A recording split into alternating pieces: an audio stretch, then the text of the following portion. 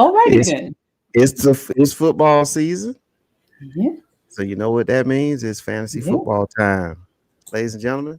You are in the season opener of the 411 Sports World Podcast, Fantasy Football Edition, with Lacey and the Calculator and Mister 411. Get ready.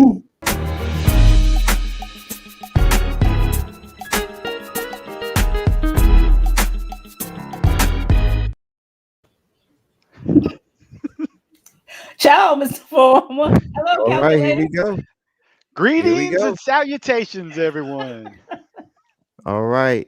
As I stated a few minutes ago, um, of the pristine panel that we have here, we are in the 411 Sports World Show.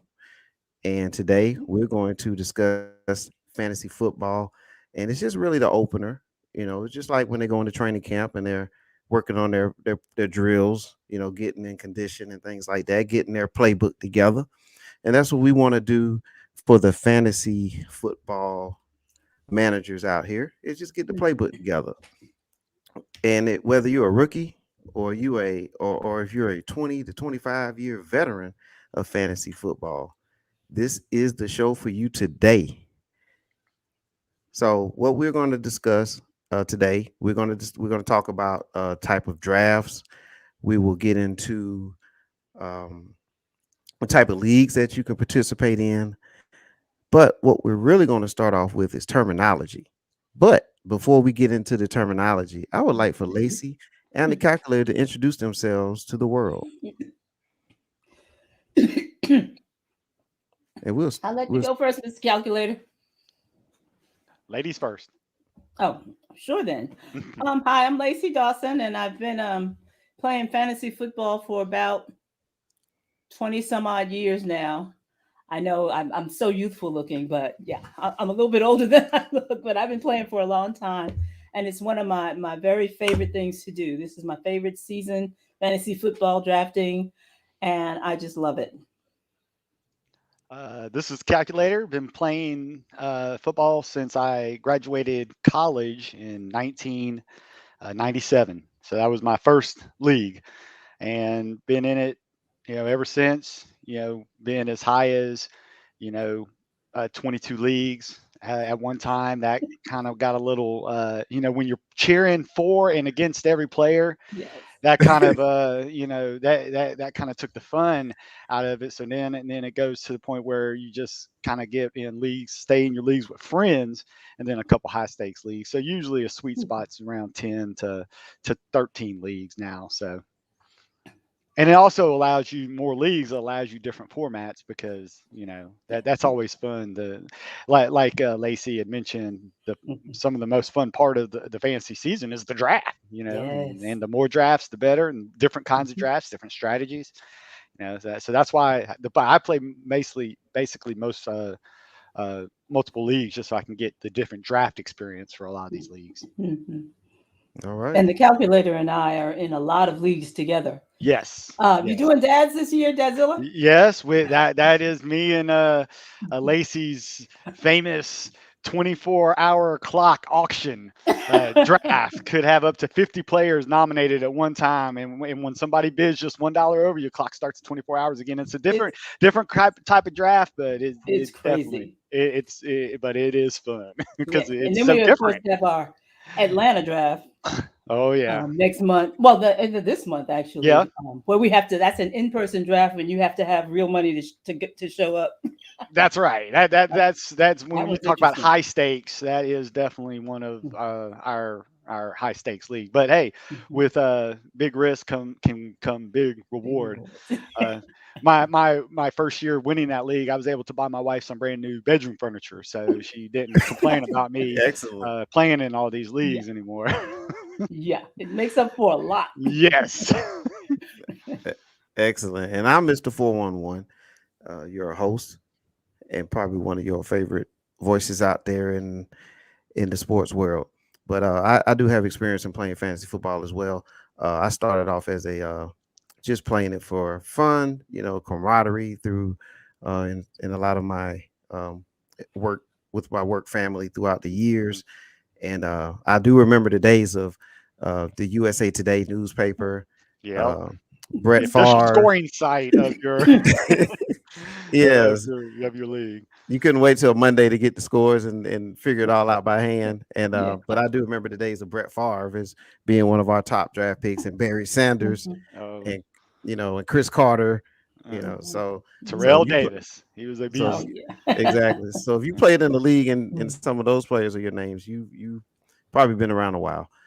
Yeah. Um, but yes, I met these guys right here on this panel around the 2003 2004 era. We have a story to tell you about that one day, so One stay day. tuned for that. Many stories. Yeah. Oh yeah. Yes, it'll have you laughing. But we're gonna jump right into it, ladies and gentlemen. Let's talk about Okay. the terminology, because this is the foundation, right? You need to know the terms. You need to kind of understand what you're getting into and what a lot of these things mean. So we decided in our production meeting to start off with terminology. And as you can see, scrolling across the bottom, there will be a couple of things listed there for you to look at. But we'll break them down one by one, and we're going to start with one. And I know the calculator is one of the calculator's favorite, which is ADP. And Absolutely. calculator, we'll let you Uh, kick it off, man. as you, ADP is basically average draft position. You will hear that in any type of studying you look at and stuff. And the reason you hear it so much is it is basically an invaluable tool when you study for your draft. Because what you're going to do is everybody's going to have their players. Okay. Now, if you really have a sweet spot for a player, somebody you really like, I know somebody from a prior few years ago. Her favorite player was Tom Brady, and she said, "If I get number one pick over, I'm gonna pick Tom Brady." Well, that's nice, but if his average draft position for Tom Brady, and average means average for you look at different type of mock drafts, and a lot of average draft position is built in from money drafts. If his average draft position is the fifth round, you don't want to spend a first round draft pick on somebody that you can get. And if you really like them, say the third round, you're pretty much guaranteed to get them in the third round, unless there is another person that really likes Tom Brady. But for in serious type drafts, if you're looking at money drafts where people actually put money on the line, Yeah. that is a good guide of saying, okay, somebody's not going to spend money and then waste their draft pick. They're going to study and they're going to say, oh, this person's going to fit. Well, maybe if I really like them, I'll get in the third round. Don't spend that first round pack, because they always say you're not going to win your draft in the first round, but you can lose it. So that's Oh, for why sure. average draft position is a very important tool to gauge how you are going to And to draft gauge the your player. value of that player. Yes. Exactly, and value's Yes, king. So if you compare the Tom Brady, if you do really want him, you get him in the third round, which You can have Tom Brady, and I'll take Christian McCaffrey. oh, absolutely, yeah, or any other running back that is Yeah. going to satisfy your needs. Only but yeah, use that as. And I just want to caution, when you look at ADP, look at ADP. You got to look at your league settings, because Yes. you're going to have ADP for different people in the different type of leagues, which Mhm. we can go over. But average draft position, Absolutely. that is a tool that you use to base to formulate a draft strategy as you go into a draft. Mhm. exactly. All right. So Okay. the next term, and Lacey Dawson, you can help us with this. Mm. Oh, your Bench bench players. players. Yes, ma'am. Okay, there are players on your team who are not in your starting lineup. Oh, okay, I see what you're saying. Well, your bench players is like if you have a draft, and let's say your team, you have to draft 15 players. You draft, the top players that you want to start every week. You really start with those, and as the draft continues, you start to get filler positions because you want to have backups because of bye weeks, and you also want to think about injuries. So you need to keep an eye on your bench players. Make sure that, like, if you've drafted four running backs, make sure they don't have all the same bye week, or you're not, you're going to have Very a time important. when you can't start anybody. So while you're drafting, you have to keep track of those kind of things. And sometimes your bench players will be, I know this is another term, it will be like your handicap players. Let's say you draft a Christian McCaffrey and you want to draft his backup in case something happens to him, so that you don't have to go fishing for it out on the line. Because as soon as something happens to him, everybody in the league is going to be trying to go Yep. pick up his Yeah. your handcuff. And if somebody else has it, that makes that player very valuable, Yes. particularly to you. Yeah. Yeah. All right. Yeah. Great breakdown there. All right. Our next topic. Our next item here is boom or bust. And so with boom or bust, that's basically, you know, it's a risk. It's a player that's going to basically get it either going to be all or nothing, in other words. And a great player that I know of that's known as boom or bust, or for example, AJ Green. You're going to get all or nothing with AJ Green, Kenny and Galladay. Oh, Kenny Galladay is another one. Or how Uh, about last year, Tyler Lockett in his oh. Tyler 40 Lockett, point 1 week, and then he got 6 points the next. exactly. And that's the thing with Boomer Bust. It's the type of player that basically, when you think about it, they may get 2 catches in a game, but you really want receivers that are going to get you a constant 6 to 8 catch receptions per game. And we'll get into the reception terminology soon. Mhm. But Mhm. this may be the player that gets 1 or 2 catches in a game, but out of those 2 catches, one of them may be a 70-yard touchdown. So just in that one reception, you made enough stats, or those 2 catches receptions, you made enough stats to carry you for the whole day. Like But Deshaun Jackson used to do that a Deshaun lot. Jackson, Yep. Deshaun Yeah. Jackson, when he was in Philadelphia, was very Amari known for that. Cooper is Yeah. another person that has lived Right. with a boomer bust label. Oh, Ex- yes. exactly. So, but Mhm. remember, it's called boom or bust for a reason. Yep. Right. You don't All need a right. whole team full of Yeah, those. exactly, and that's another thing about the strategy. If you take a boomer bust player, you better have a lot of people that are consistent scoring with Right. what we might go over the terminology of it, that have a high, what they call a floor, Hmm. in their thing. That somebody that's not going to they might not win you a week, but they're not going to lose you a week either. Right. So That's that's right. a guy to balance out your rosters. Right. Mhm. So if you like to live on the edge, boom or bust players may be for you. Yeah. All right. Next Mhm. term, breakout. Mhm. Yeah, breakout. That Mhm. like pretty much in the definition of player that you look to make a significant leap in production compared to what he has done in the previous year. Whether it be, there's always the theory of a third year receiver Yeah. theory, where a receiver's just getting his feet wet the first couple years. Where that third year he breaks out and then just does phenomenal. A lot of times these can be gauged, but a lot of breakout players are it's unpredictable of when it happens. But Mhm. the key is to be ready to see signs of a breakout, whether it be possible a good training camp, or Mhm. another thing would be, again, a proven player that just happened to be hurt by injuries. Mhm. Last couple of years, their value could be down, and then boom, if you look at it, oh, he's healthy, or a person that goes to a new team, a new system that fits them more.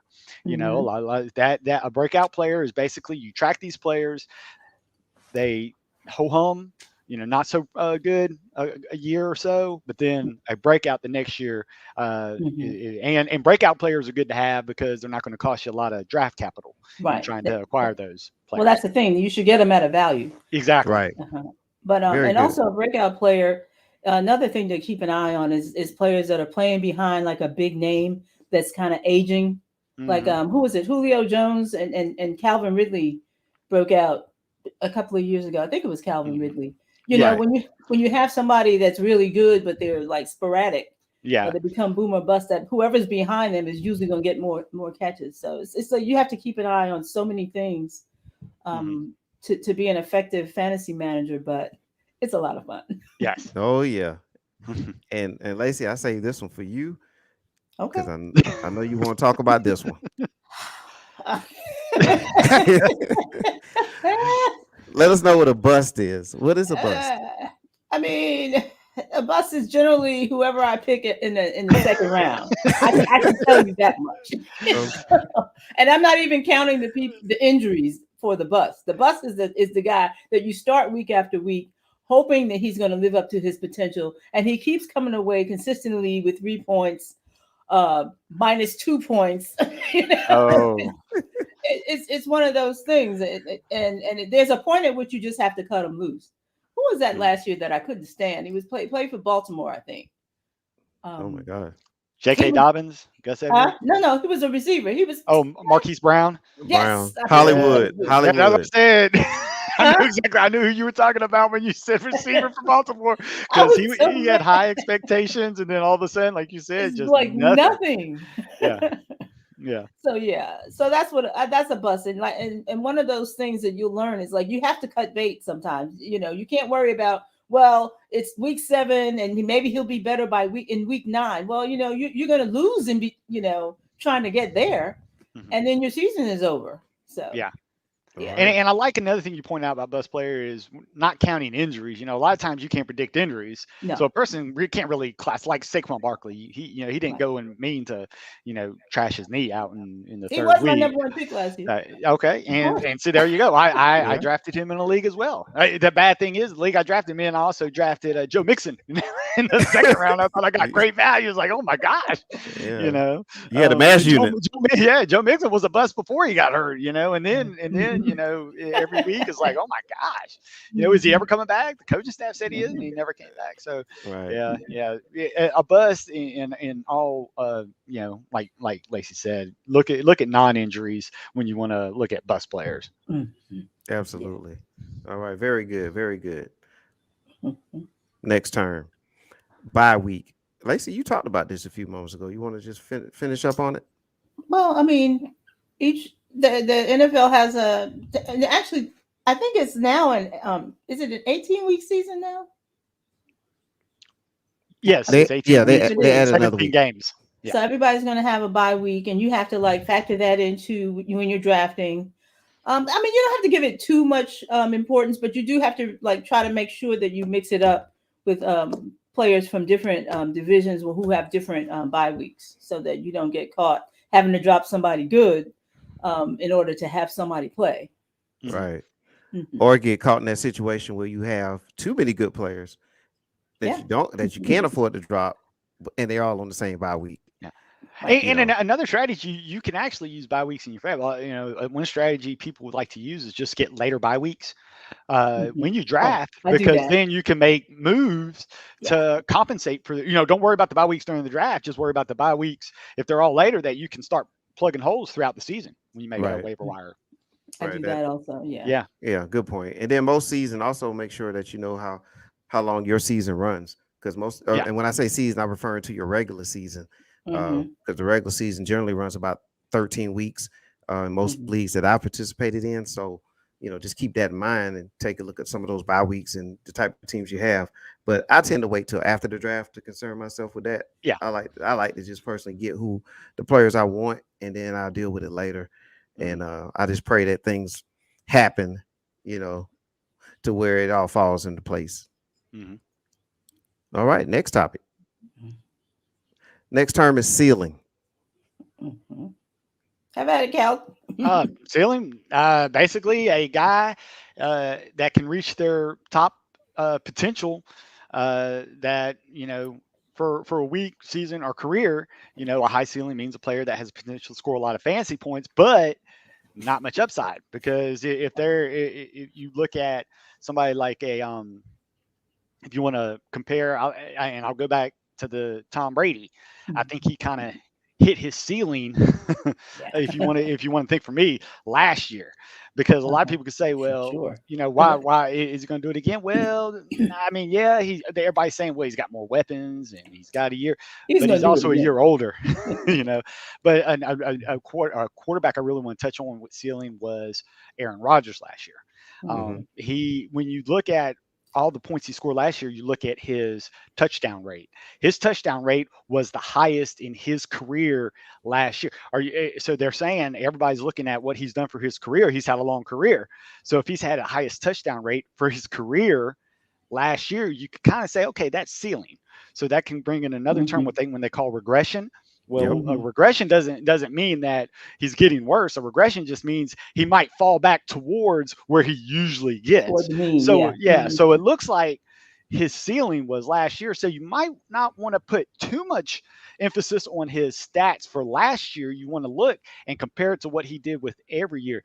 You never want to draft somebody at their ceiling, because the only way they can it's only going to go down from there. Yeah. Yeah. So Yeah. that's why you look at ceiling Mhm. to again formulate to draft and formulate how you value that player. Right. Exactly. Yes. I totally agree with that.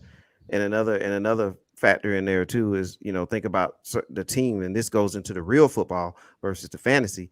This team, particular team, may have had a great schedule the previous year, so a lot of those stats, might have been ballooned because of the opponents, and then the team wins, for example, like Tampa Bay's in the Super Bowl, so their schedule should be tougher than it was the previous year, Yep. when they didn't make the First place playoffs. So schedule.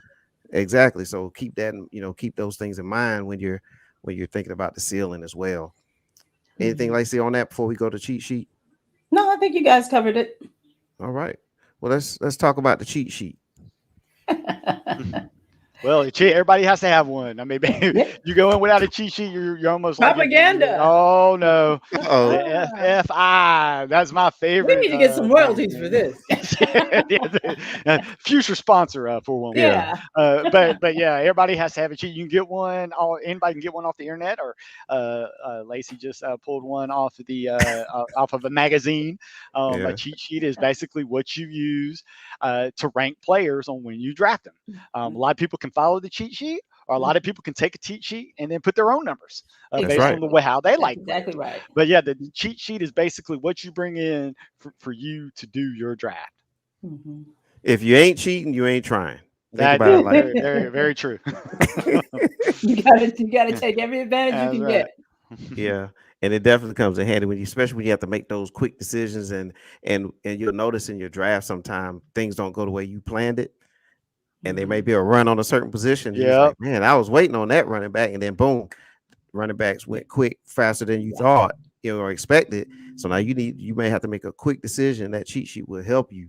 It'll help you pivot to something different. So, or if you just forget a name, they just escaped too. you. Look at your cheat sheet. Boom. Oh yeah, I knew it. That's the player I was thinking about. Boom. Yeah. His last And name. it also helps you to identify people that you don't want. Yes. And just a tip for those, if you're drafting online at on Yahoo or something like that, if you have the time, please try to make the time to go in and adjust the rankings that they have, the preset rankings that they have, because they will have people in there that are injured, that are yeah, they don't update it daily. Yeah, so you need to. They might still have, in case you get into a situation where you have to go by the default list. Try to have one of your own entered. Yeah, and for all those people out there, if you have a cheat sheet on a magazine that was already printed back in March, cross out Cam Akers. Okay, he's not playing this year. Yeah. Cross him off now, so you don't even make the mistake of drafting him.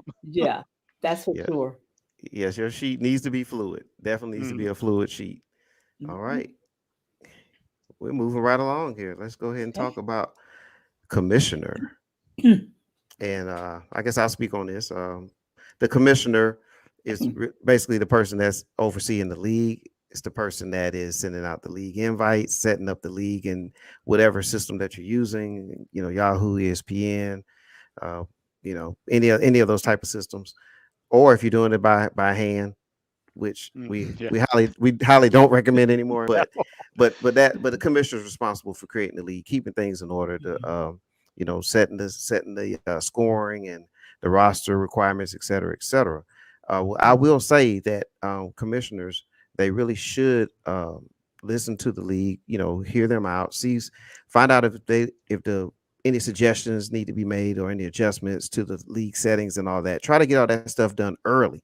Try to get it done 2 months out before your season starts. And you don't want to get into a scenario where you already started your draft, everything's locked in, and now it's like, oh, we didn't use points per reception, or we didn't give enough value to a touchdown for a quarterback or for a 50-yard touchdown run or things like that. So make sure that your league, all your members in the league, have opportunity to review the settings and then give their thumbs up as well. Then you can lock everything in. Next, cut, drop, release. Well, I mean, I'm not quite sure how it can be used interchangeably to refer to a player you no longer want on your team. I mean, for the most part, when you're doing this, you're not just going to drop them or release them or cut them. You're going to switch them out for a different player. Yeah. For the most part. Yeah, I very basically rarely remove drop them from the just roster. Yeah, but yeah, that's yeah. very rare. But it can happen though, Marky. No, no, and actually, I picked up somebody else, so but yeah, this is just when you're getting rid of somebody. Well, and Lacey, I just want to bring up a member. We'll just call his name Baldy in a league that we played in. He was famous for coming in on lunch on Monday and said that guy isn't even worth a drop ad. I'm just straight releasing him. So he just did a drop that day. Didn't even add anybody. He thought that was the ultimate disrespect for a player is to cut him from his team without even adding a new people. Yeah. So that Lacey's right. A lot of times you don't just straight out release a player; you drop Yeah, to add another player. But some right. people do like to just drop a player to show their disdain for them. Mhm. And it, And for Baldy, that was Well, not a winning strategy. no. it was not. Well, we're not going to talk about his history in the league and Well, how no. well he did, but he was happy to just release players. Mhm. Yeah, I do really. understand that frustration. Yes. Yeah. But no matter how frustrated you get, just think about this show right here, and when we're talking about these cut, drop, release, and don't just all out just cut the player. Think about the drop ad first. Yeah. All right, depth chart Yeah. calculator. That basically you can get this off of any roster Mhm. out there online. Basically, a depth chart is the order a player is on their team, the hierarchy. Mhm. A lot of people have a running back, and then they have a guy that is the second running back. So the top running back one is probably going to get more volume than the running back two, and that in turn a lot of times will get you more points. So that's why depth chart is look. You don't want the running back two on a team ahead of the running back one on your cheat sheet. Right. So that receivers are a little tricky. Receivers, and what I like to do receivers is look at their position rather than their actual depth because you can get a lot more targets from a slot receiver than you could a guy that's just going deep all day long. That's So depth you chart are. Yeah. is good when deciding again how you want to formulate your draft strategy. You look at who's there and depth chart again who's up. Lacey mentioned it earlier. Hey, if you get a backup running back to the guy you drafted as your running back one, you might want to get their running back too, because then if they drop, guess what? Or get hurt or Mhm. get suspended. Mhm. Even I remember Ezekiel Elliott a few years got a 4-game suspension. Mhm. Or Le'Veon Bell, remember when his suspension went on, and then Mhm. boom, D'Angelo Williams came on and was a savior for four Right. Yeah. weeks. So that's where you want to know the depth chart of a team again to cover any type of the guys you draft early on in the league. For sure. And Yep. also, I would like to point out that there are people, and I'll use an example of a guy that we know, calculator. I'll call him Ratfink. But he's the guy that goes out and drafts everybody's backup Yeah, I- and hoards them. yeah. and And then he does have a strategy for that because what he does is he take it because he implements a strategy where he just basically he gets one running back and he gets the top quarterback and he gets one of the top receivers. That's like his first 3 picks. He spends all yeah, his money on there. So then he starts drafting all these backup running backs in hopes to trade them to the Right. person who has the top running back. And exactly. gets, tries to scare them, but it could hurt him because he could pick a person that has a bunch of we refer to bench running backs that Right. I don't need my handcuff. If this guy gets hurt, I drafted another running back that's the top Right. of the depth chart that to take his place. So Which is a far better strategy. yes, yeah. But yeah, Mr. Ratfink has been playing that track. But the thing is, he does it every year, so we know what he's doing, so we can plan accordingly. Yes, that's right. Yeah. I definitely He need to is meet. consistent. I definitely need to meet him with a name like that, Mr. Rat Fan. We're Yeah, gonna have to get Mr. Rat on the show yeah, one of these yeah. days. Let's see if he can defend himself. Yeah. Yeah. Yeah. And obviously Ratfink must put on the show during the draft. So Yeah. Miss Lacey, what Yeah. is a draft? Um, the draft is the most fun, in my opinion. Mm. It's where you build your roster of players. It's where you generally will take turns. Um, in a regular draft, well, or I guess the regular draft, I mean by which a snake draft, which is you go in order, like let's say 1 to 12, and then goes 12 to 1, and then 1 to 12. So if you start the beginning of the draft at the top, in the second round you're going to be at the bottom, and so on and so forth. And that's the most common type of draft, I believe. Mhm. There's also an auction draft, which is where you bid on players, and it's a lot more intense, but it can get really really out of hand really really quickly. And I mean they're fun, but you have to have like pretty good nerves to do an auction draft. Right, Oh, right, and on top of what Lacey's talking about, it another thing that makes the draft so fun is a lot of times you don't know what other people are thinking or what other people are doing. So everything, every round, every pick could be a surprise. Yeah. It's like Christmas. I'm opening up. I didn't know what that present was. that's So right. so that's why.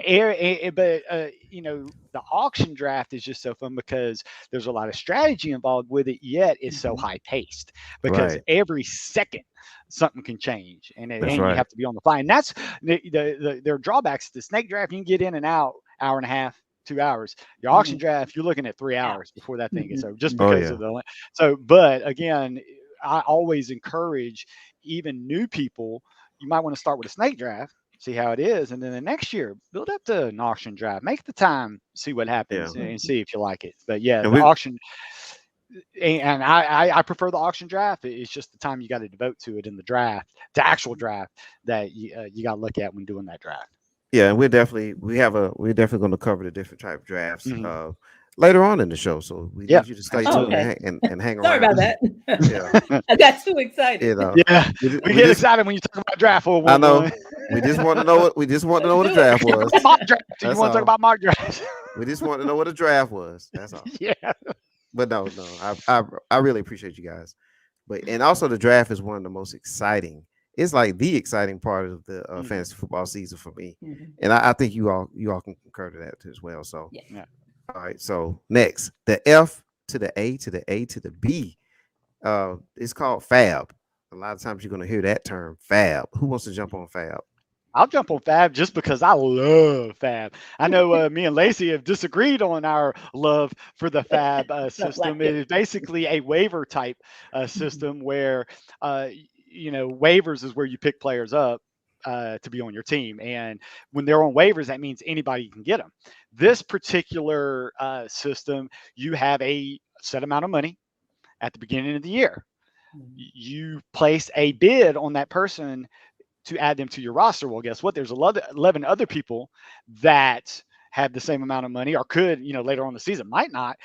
They will also place bids. You don't know what each other bids. Mhm. After waivers are produced, but it is a budget that you have throughout the year. Once you reach zero, you're going to lose out on all players that to other owners that have money. That's when it goes to first come first serve. But yeah, free agent. I like it because I've always said that's the fairest way to do it because everybody has the same amount. Everybody's in the same boat. Mhm. It's not going to be based on draft positions. Not going to be based on win loss records. Not going to be based on a randomizer. Everybody is playing under the same rules. Right, Now it's going to employ different strategies. Use all your money early on at your own fault. You are in control of that. It's not the other owner's fault. So, and everybody has different strategies. A lot of people want to blow their stuff early on, or a lot of people sometimes have to because they just get injuries early on, and they want to make sure they have. For if you're the McCaffrey, you spend a good amount of your fab to Mhm. get Mike Davis last year, so that you are ensured that you are not going to be without that running back. Although somebody else could be hurting at running back, and they're going to spend a lot of that fab to get Mike Davis, not only to help their roster out, but to hurt the McCaffrey that, owner. So, that's right. so there's a lot of situations you go with fab, and that's one of the reasons I like fab is just that everybody plays under the same rules when it comes to I Yeah, agree. gives everybody Yeah. opportunity. Mm-mm.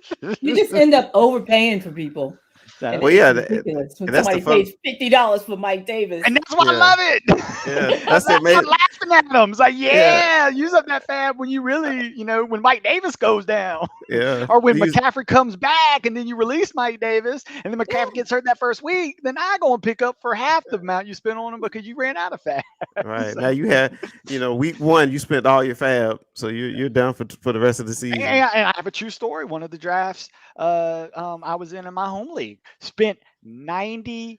He had $100 bid. He spent 90% of his stat, $90 on Naheem Hines because he had 9 catches, in the first week.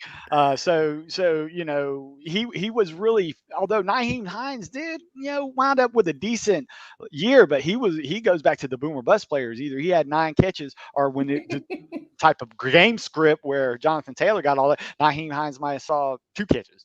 But a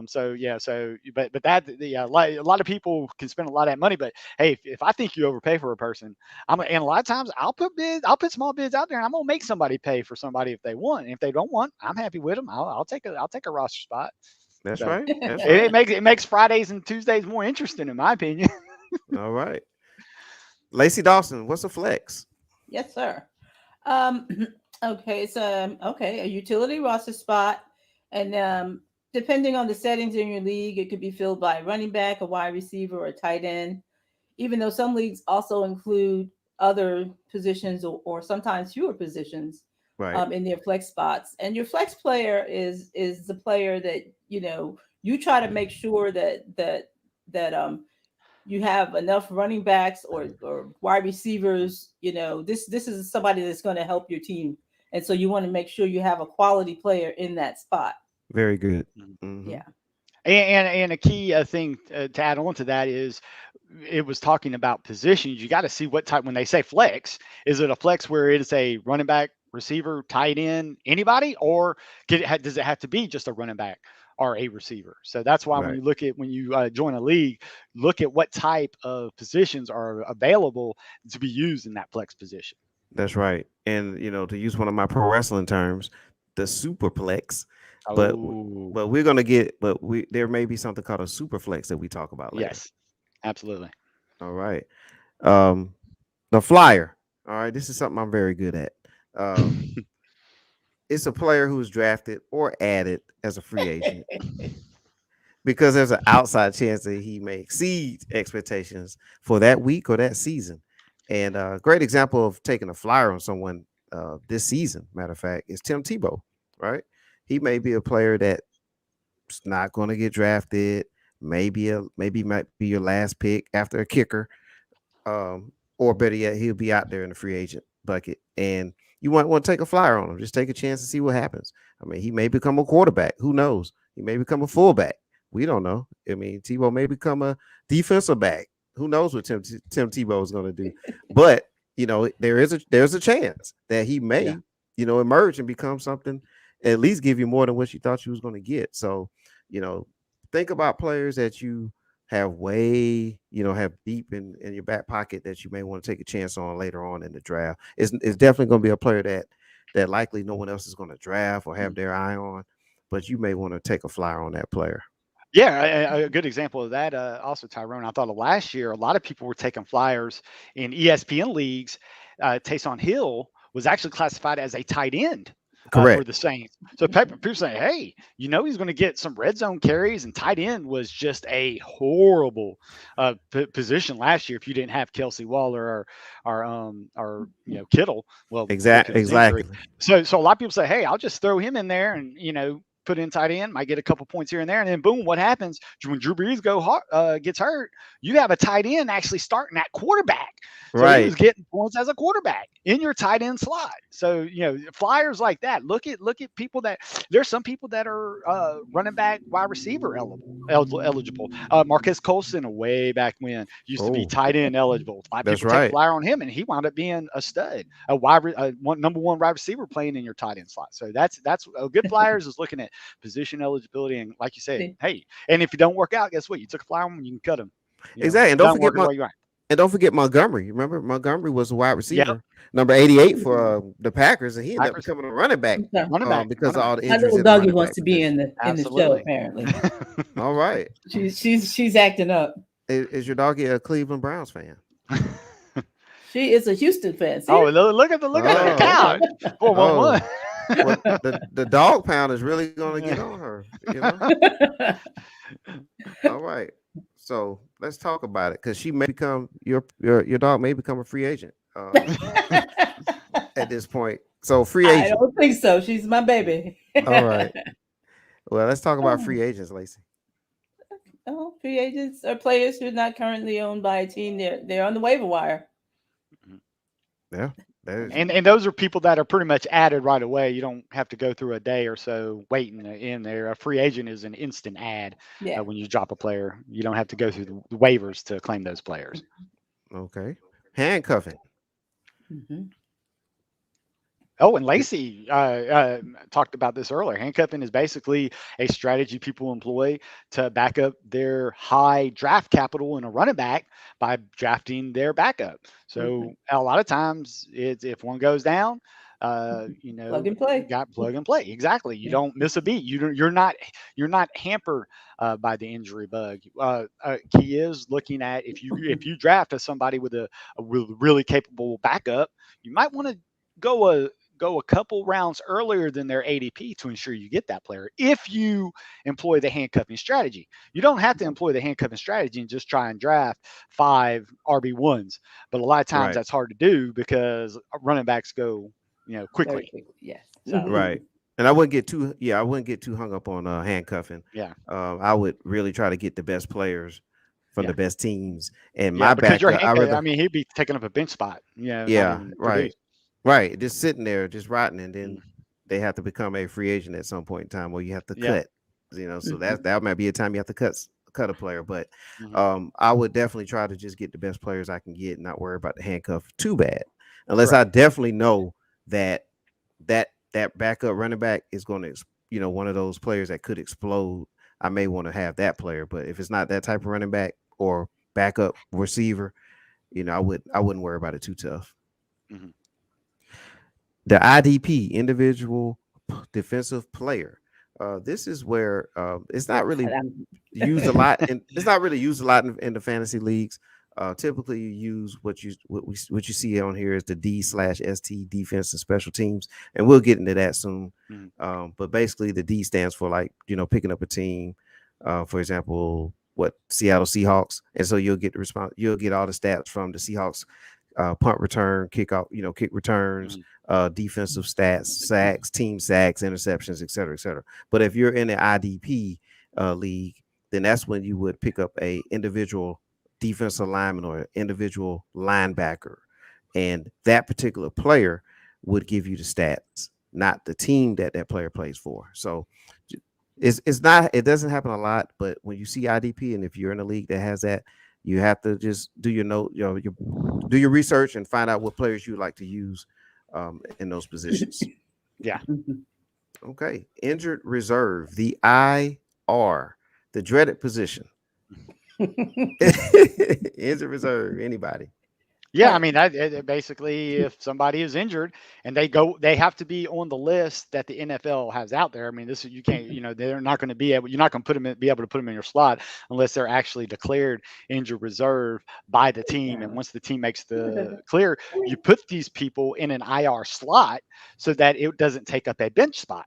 So that allows you a free pickup to cover that position. Again, you're not going to get it if a person is injured. You're only going to get them if they are on the IR list provided to the NFL by the NFL team. And a lot of times that list, that teams wait forever to put them on the injured reserve. A lot of times Joe Mixon, I'll go back to Joe Mixon last year. He was supposed to play every week, and then come Thursday he hits the IR list again. It's like, oh my goodness. So then you're able to put him out there on that list, and then frees up a roster spot so you can pick up another a flyer for that week, possibly. Exactly. Possibly a backup running back to a stud receiver. You never know. You never know if the stud running back could get hurt. That's right. Yeah. And keep in mind, not every league is going to have this IR That's true. spot That's available for you. It would be nice, but a lot of them don't. Yeah. Very good point. Very good point, Lacey. That's something that you can reach out to your commissioner and ask if you can add that position into your in your settings, or So add additional IR that's slots. right. That because the default Yahoo League, if I'm not mistaken, gives you one IR. And I know last year with COVID coming in, a lot of people were getting worried, so they added an additional IR slot to help people with flexibility for somebody that might get called out. Like, they were able to place, a number of people on the IR due to COVID related issues, due to Right. contract tracing and stuff like that. So, Exactly. Yeah, that's true. Exactly. Mhm. And speaking of managers, manager is the person in control and of all decisions, draft, weekly Mhm. starters, trades, free agency, etc. For a fantasy team. So basically, yep. you are a manager. You Mhm. manage your team. You are a fantasy No, manager, cool down. Sorry about As it. Lacey mentioned Come here. earlier, that Stop it. you are a fantasy manager. Sorry. Pickup calculator. Yeah, basically using either the waiver system or the free agent pool. Basically, for the person that you drop, cut, or whatever you want to do with them, it allows you. Pickup is the player you pick up to replace them. Very good. PPR. Who wants PPR? Lacey. Oh, sure. Points per reception. And this is I love this. I love the PPR because it makes your receivers a little bit more valuable because generally your running backs are going to get you the bulk of your points, your running back and Mhm. your quarterback. And so this helps out with receivers and tight ends to make them a little more valuable. Also the pass catching running backs. Mhm. It's a win-win in my opinion. And I don't like to play in a league that does not have the PPR option. Yeah. And I when you agree. look at the PPR, you look at that when she mentioned catches by running backs, it allows you to adjust accordingly. Somebody that's going to catch 60 to 80 passes might Right. leapfrog a guy that doesn't catch that many passes from that position, just Mhm. because. But again, league settings, you got to see if it's a PPR Yes. before Hmm. you make your decision. Right. And see how many points it is. make sure Hmm. it's make sure it's a Yeah, point. Playing those PPRs that have 1 point per reception. yeah, Yeah. You'll thank us Or later. even a half, just as long as they give you something. yes, something. Yeah. All right. Projections. Calculator. Since you're the Yeah. calculator, give us a projection. A projection is educated guesses. Nothing's perfect. Basically, what you do is you get a person, a player. You think, okay, what can he do per game? I never project players based on injury. You can always put somebody at a higher injury risk, but you really can't. Yeah, you build two, big injuries into. You can say, okay, he might take a game off here and there. But a projection is your best educated guess of what that player will do for that year. How many stats he will put up, and stats, of course, correlate to points. Mhm. So that's what you do. You make a projection, you put it to a player, and that builds your cheat sheet. Again, go back to the cheat sheet. Build a cheat sheet based on your projections, or Mhm. get projections from people that do it for a living. You can always get that stuff online. Because but you know what? They're They're making the good at same it. guess as you. Yeah, they do have a lot more tools, and they go do a lot more working because some people that's their full time job is to do that. But yeah, that projection basically is what you use to formulate your draft strategy. Yeah. Mhm. Basically playing the odds. Playing the Hmm. odds. Lacey, QB Yes. one, QB1, QB2. This can it doesn't vary a whole lot, but it can vary from week to week based on just kind of like scheduling and things like that. It's you always should like try to make sure that you have a QB1 somewhere on your roster Right. and a couple of them if you can. But this is just another value tool that helps you to kind of know like who you should start. You might have two quarterbacks who are generally fairly equivalent. Right. However, one of them's playing a really tough defense and the other one's playing Houston, or the Jets or the Giants or whatever. I mean, you just want to like kind of take that kind of thing into effect because it can have a great deal of impact on the value of your quarterback any given week. Hmm. Right. Very good. Very good. Good tier system there. And Mhm. that'll be the same thing for the RBs as well. So you have the QBs, the quarterbacks, the RBs, or the running backs. And just like Lacey said, just take everything she said and switch out the quarterback into a running back. Mhm. Speaking of running backs, RBBC. That is a dreaded term in the fantasy That's a community. dagger. Yeah, nobody likes that just because you're splitting. You know, you a lot of times you are you don't have when you look at the depth chart, it might say RB1, RB2, but they're splitting carries because they are a committee. Um, San Francisco. oh yeah, you take a They're known guess. for it. New England. Back in the Yeah. day, oh my Oh my. gosh, Yeah. they would go three deep, bringing in, you know, their pass catching guy James White, but then they're running the ball with Yes. Damian Harris and Rex Burkhead. Right. You know, but you know, it can be valuable if a team has just two, because you know they're guaranteed touches, but there's only two of them. You don't have to worry about. A good running back by committee that you might want to invest in is the Cleveland backfield. I mean, you That's what I was have thinking of Kareem Cleveland. Hunt Yeah. and yeah, Nick Chubb. I Good mean, Nick job. Chubb's going to get you all the handoffs, a lot of the Mhm. goal line carries, so he's going to get you a lot of those points. But then Kareem Hunt can come in, get you a few catches in there, and he's not adverse to. They're not adverse to being in on the field at the same time. Right. Just to let the teams try and do so running back by committee is not good if for those stud running backs that you might have, but it could be valuable because it could allow you to get value on a person if other people say, oh, he's in a running back by committee, and not really know that. Well, that committee is a good committee to have.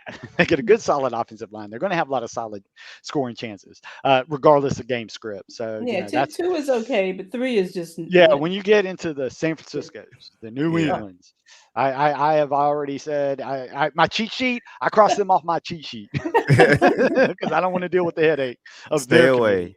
Stay Yeah. away. Yeah. Mm. Yeah.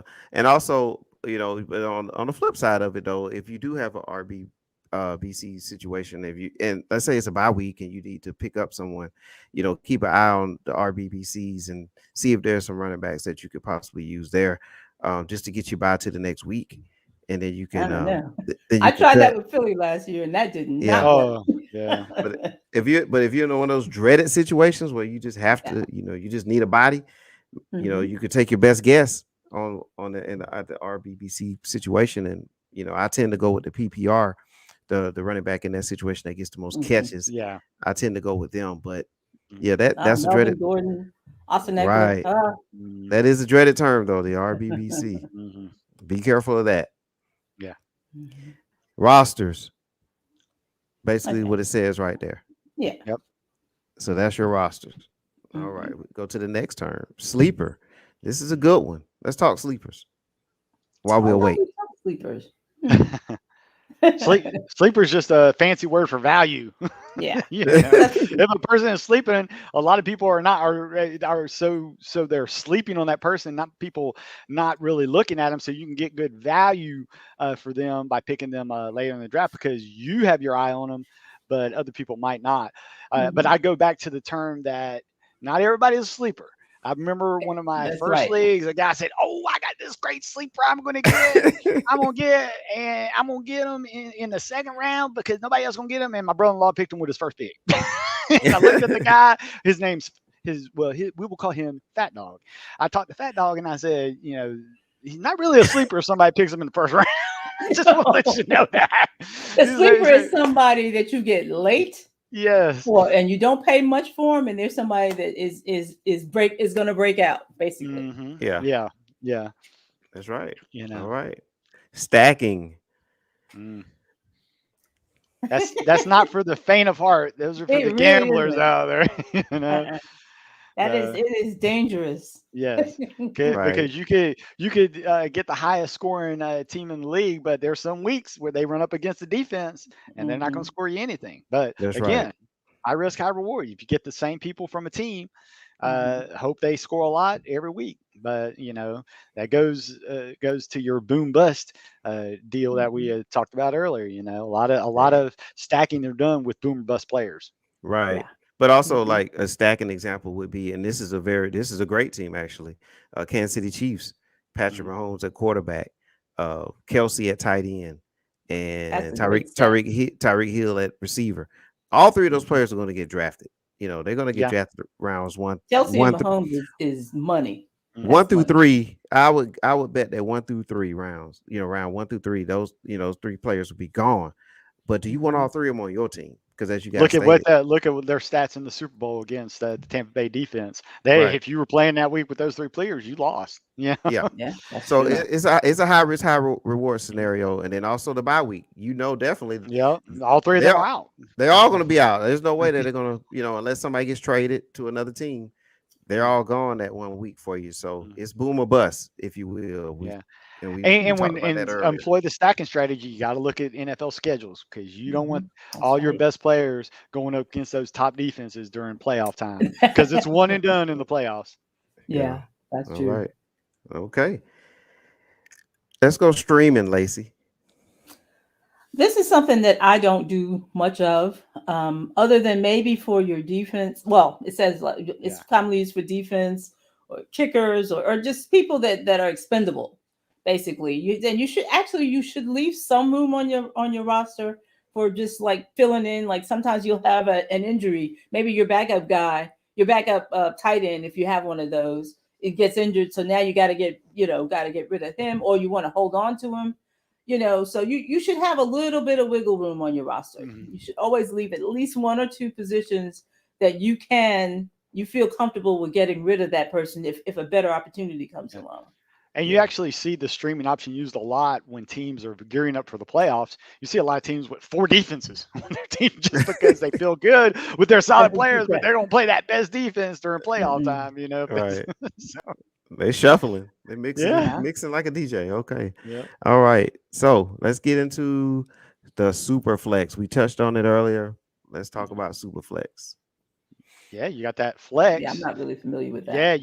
you're just increasing the number Hmm. of positions you can put in a flex.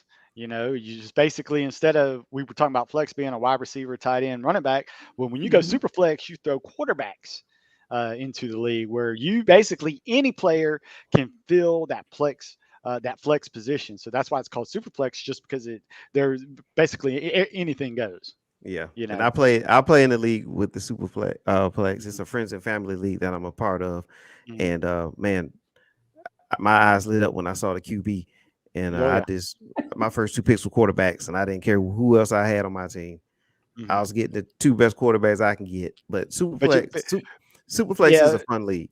but another thing about the Superflex also allows the streaming option on your quarterback position as well. If you wait and grab up your top running backs and top wide receivers because they're falling to you because all the quarterbacks are being locked up. If you play the three-headed quarterback rotation, hey, whatever quarterback gets, you get them. And then people that aren't drafted, but they're going to have a sweet matchup, then hey, use that streaming option to pick them up Hmm. that week and That's go. right. So yeah, I All love right. Superflex.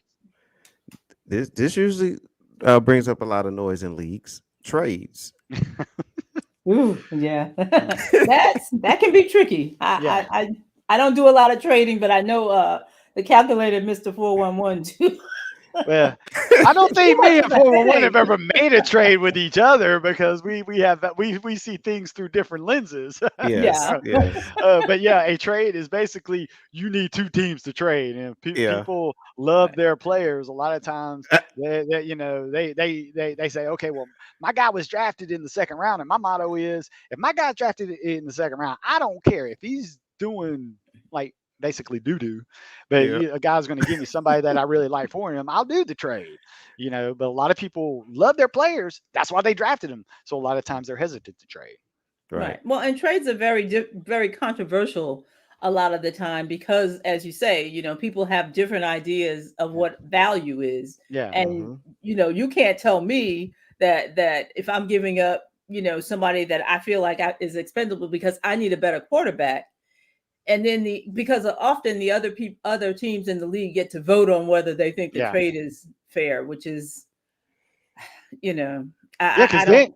I don't like that as well, Lacey, because then people could just veto trades out of spite because they're not Yes, getting and I think outplayed. that they Yeah, do. Right. yeah, oh yeah. So basically, Well, they use it as they say it's strategy because they're blocking one of the better teams from getting better. That's my strategy. It's like that's not yeah, strategy. You just mad That's because you not didn't get that strategy. player. yeah. Well, you all watch this show on CBS called Survivor. That's what it turns into. It turns into the conversations that they have in Survivor. Of who they want to vote off the island, etc. So they get, Mm. that It seems more the like trade. Big Brother to me. Well, we can use It's that one spite. too. Big Brother, and all the other ones, you know. But Mhm. yes, the trades is an interesting thing. But also keep in mind when you do make a trade, it does take a couple of days. So if you're gonna get one done and you're trying to get the players involved in the following week, you may need to get that trade done by Tuesday. Yeah. Mhm.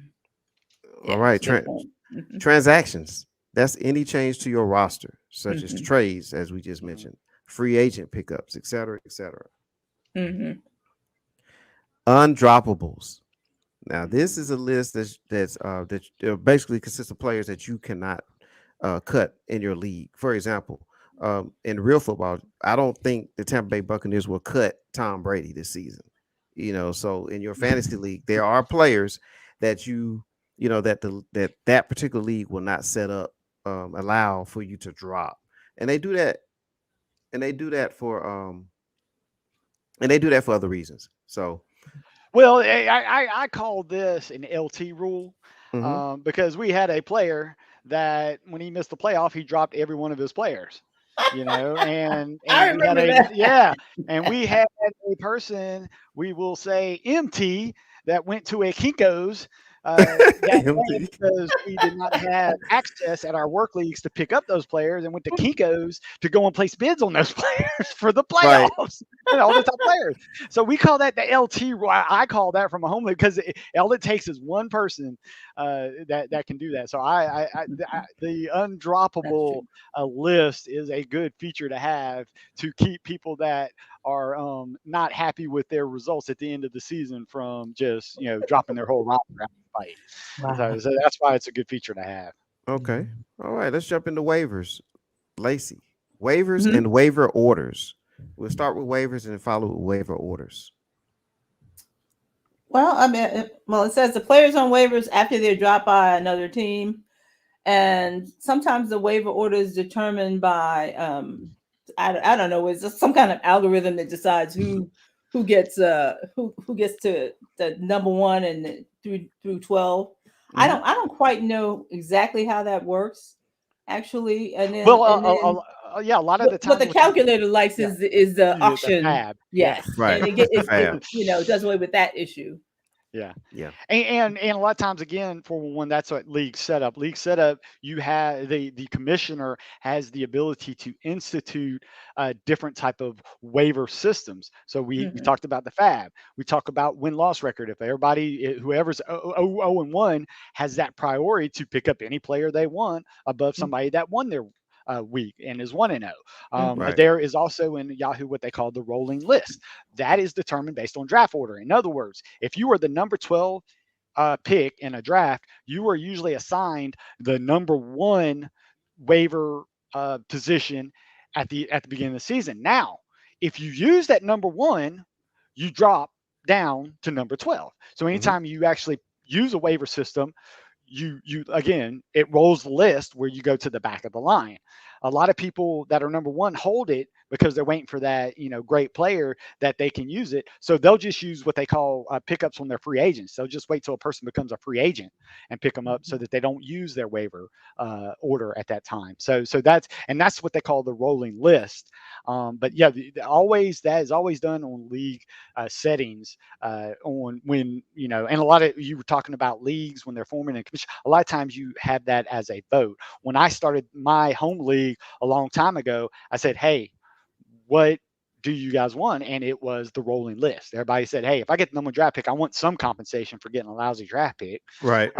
So that's how it started. Well, then I would say maybe 10 years later, that's when Fab started coming in. And then I had a majority vote that went to the Fab system. Everybody wanted the Fab system. So, but that again, that's when you get your commissioner, you get your league. When you pick what league you Hmm. want, look at that to see if that's something for you.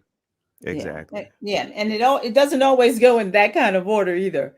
Right. Sometimes it goes by your record. I mean, I've been in Yeah. leagues where it goes by like best record or Yeah.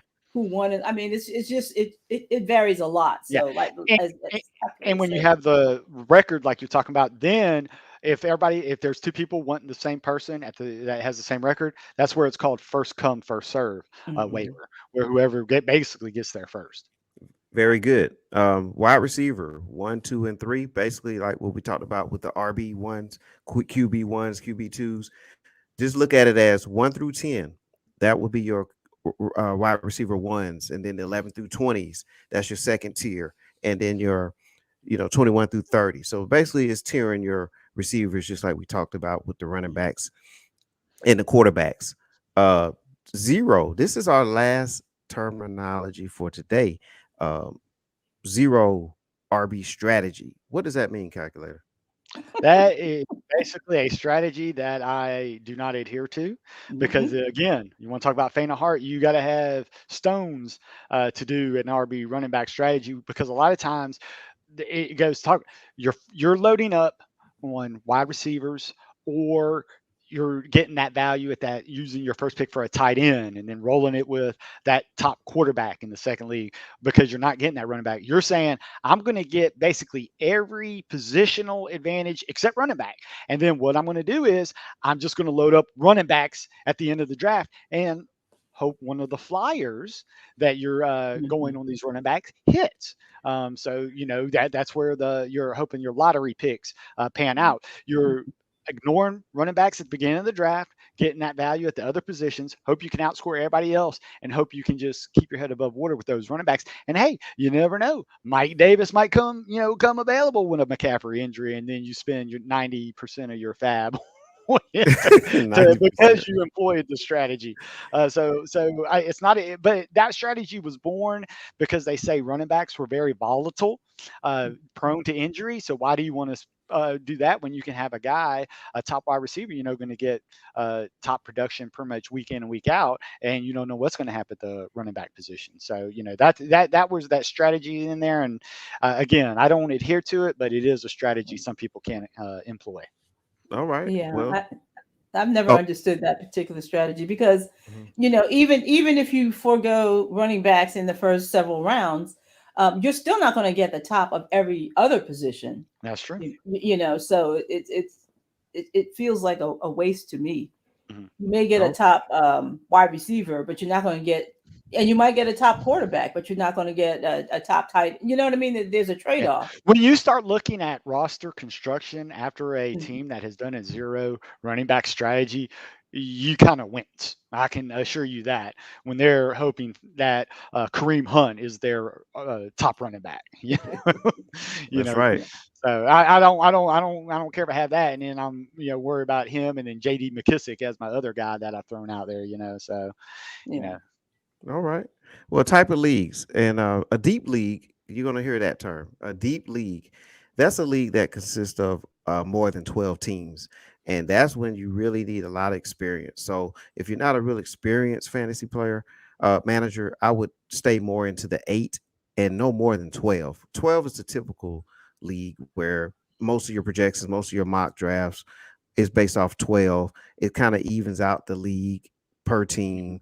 If you go with an 8 or 6 team draft, most of the roster should be pretty stacked. So yeah. if you just starting out, I would play in a 6 to 8 because that way you have a good team. six, Everybody have a good team, and 10. you're but you better get your feet wet in the league. But as you get more experience, try to aim for a 12. But if you get above that, you really got to really dig deep into the crates Yeah. to find players. We talked about PPR, points per reception. There's leagues that consist of PPRs and there's leagues that don't. So if you see a Mhm. non PPR, that's what that means. There's no bonus points for perceptions, receptions, and then there's no. But if you play in a PPR, there are points for that Yeah. for per reception. Dynasty leagues, calculator. Can you talk about a dynasty Oh, league that quickly? dynasty league is basically when you draft a player, they are on your roster indefinitely for as long as you're participating in that league. That guy, a dynasty is basically you're building a team and you keep them for until you no longer want to keep them.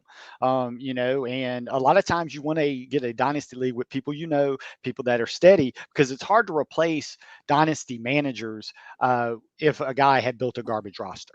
Basically, it Yeah. is. I've been through it. They're fun, because there are a lot of trades in dynasty leagues that people's like, hey, they might be trading an Ezekiel Elliott or something that's producing this year Really? for Right. for a for a young guy, for that might be an up and comer, just Exactly. stuff like that. So very active in dynasty leagues encourage a lot of activism, and a lot of players are very active in these leagues because they're on their team forever. You are a general manager of a team every year, and you say, well, the draft is a fun part. What about a draft? Well, every dynasty league has a rookie draft. Basically, what that is every rookie that's coming out of college, you hold a draft and you draft from the rookie player pools of the people that are coming into the draft out of college. Yeah. And those are who the people you draft from. So you do have a draft. It's just a lot of times it's usually 3 to 4 rounds because you don't, it's just the people coming up. But you know what it does? It does make, the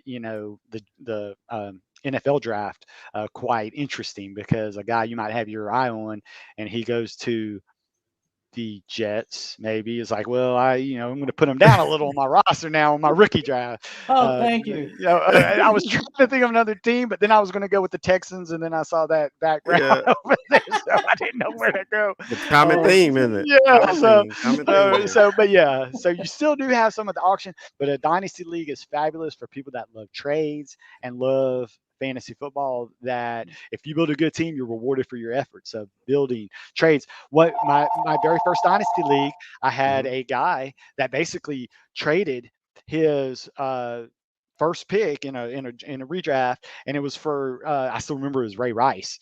He traded Ray Rice for 3 future first round draft choices. Now the key is you have to pay for every trade a year you do in advance because you're like, again, you're going to have to replace that player. Well, if you give a guy a team for free, a lot of times they'll join. But yeah, he traded Ray Rice, and then 2 years later, we know what happened with Ray Rice. He was out of the league. But this guy, he used those 3 first round draft picks and built, because then he had his first round draft, 2 first round draft picks for 3 straight years. Now, Yeah. he didn't do that well that first year, but he was able to build up solid rosters from then on out. Right. So dynasty leagues are people that like to trade and people that enjoy activity. Right. And the two I've QB never been league. in one of those. Oh yeah, it's interesting. But 2 QB league, that's the 2 quarterback league. It speaks for itself. That's the league where basically you go in knowing that you have to draft 2 quarterbacks. Lacey, can you touch on keeper league? Sure. I've been in keeper leagues. I'm not really a fan of them either.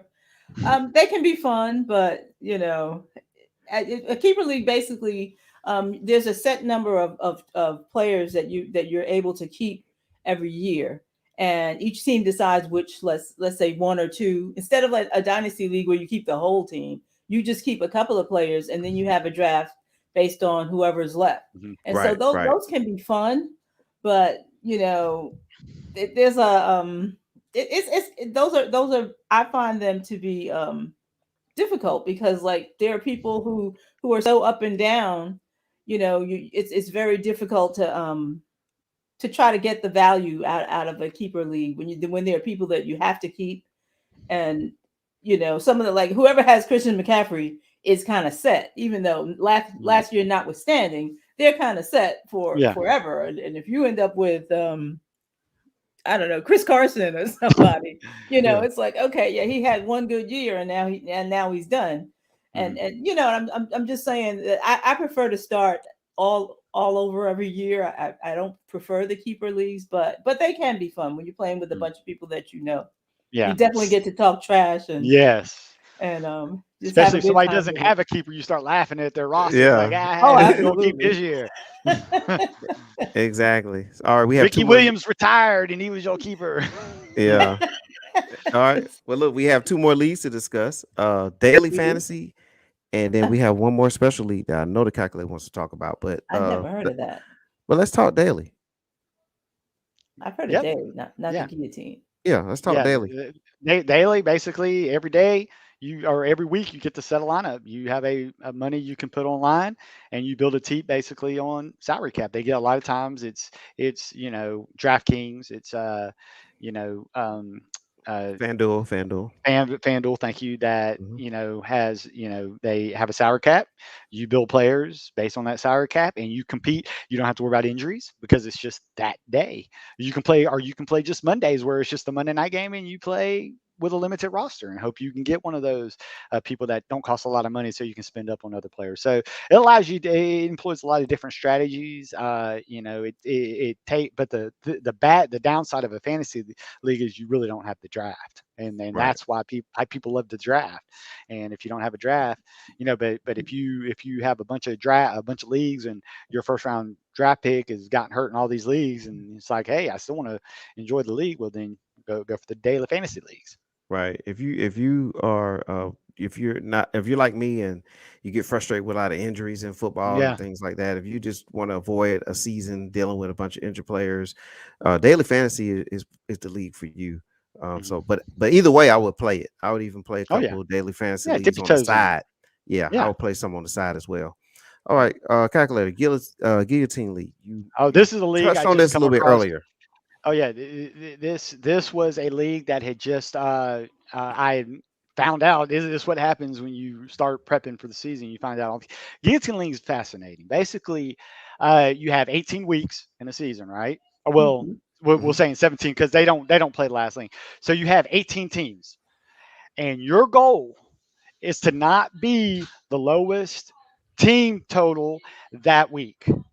So what happens is, if you're the lowest team, you're out. You could be out week one in that league if you have the lowest team point.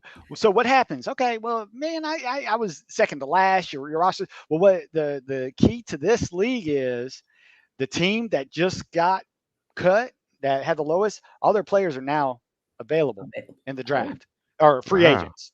Wow. And it is free agent based. So you have a budget, and everybody, it's a freedom fizzy, and it's blind bidding. So you don't know what other people are doing. So you could have a team that had Christian McCaffrey, but all their other players just had an off week in week one. Christian McCaffrey is now an available free agent. And you mm, have 16 other teams now, because the 17th team just lost, bidding on that players. So what happens is in week two, well, now again, lowest team, they lose, they're out of the league, and wow. then all their players are now available. So then you could have the guy that just spent all his money on Christian McCaffrey, and somehow he loses again. Wow. Christian McCaffrey is now available, but it's not just that. Think about it.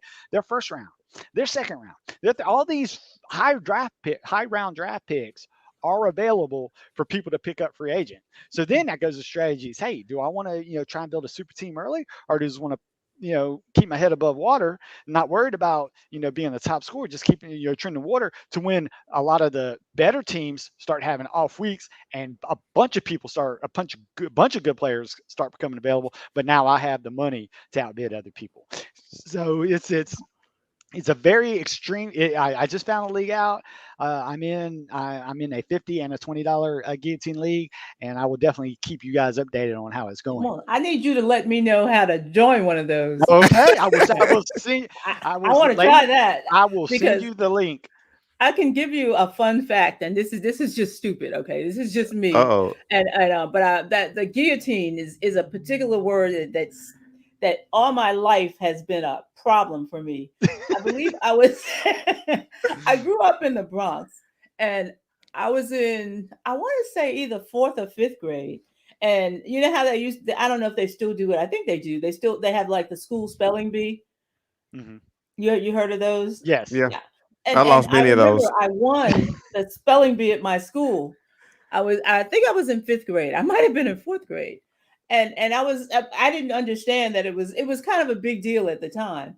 And so then you get to go and do the competition against all these other people. And I was one of the younger ones. I used to just really read all the time. I still do.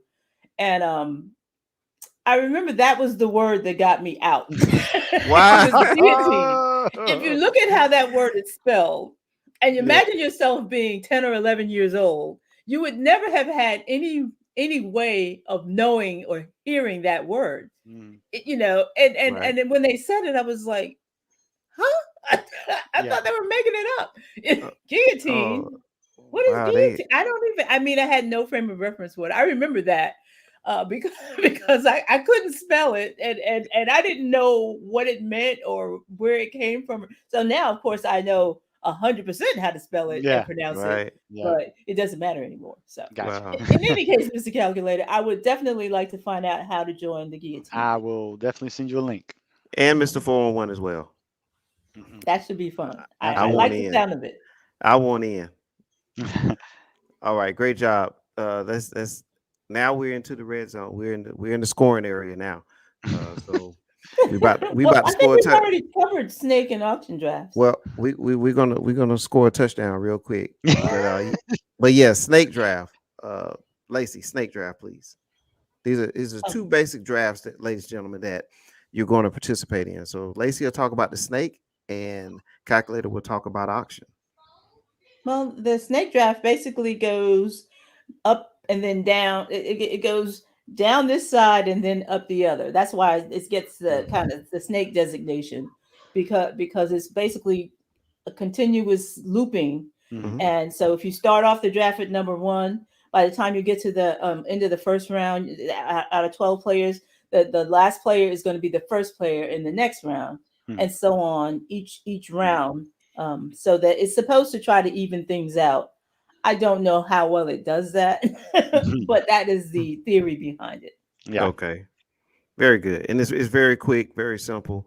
And Mhm. it's the typical draft that most It people can be. participate in. Yeah, and you can Mhm. get in and out of those drafts in a timely manner. Calculator, auction draft. Oh, the auction draft. It's 3 hours of mayhem, unless you're a guy I know. We'll just call him Mr. Pool.